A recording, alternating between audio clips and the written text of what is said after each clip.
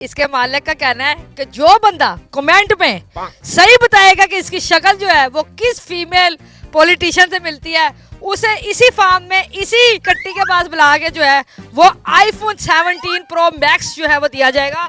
और ये गारंटी वाली बात है। तो जल्दी से कमेंट सेशन में बताएं कि ये बाजी की शक्ल जो है वो कौन से सियासतदान से मिलती है। भाई जी आइएगा। भाई मुझे बताएं आप इस कट्टी को क्या बनाना चाहते हैं? एमएनए बना देते हैं। अच्छा जी, पहला क्लू। अच्छा जी, ये कट्टी है ये कट्टा है? इंतहाई शरीफ कटी है, ये कट्टों के पास भी नहीं जाती है। इसका कद जो है वो कितना होएगा? ये बड़ी नहीं होएगी, ये बड़ी होके भी इतनी रहेगी। इसकी शक्ल किससे मिलती है? इसकी शक्ल अब आपके देखने वाले नाजरीन मिला लें जिसके साथ मिलानी है। अगर लोगों ने सही जवाब दिया उन्हें क्या इनाम मिलेगा? आईफोन। अच्छा, ये दौरों पे भी जाती है? हाँ जी, फार्म से बाहर खेतों में 2 रुपए जाती है।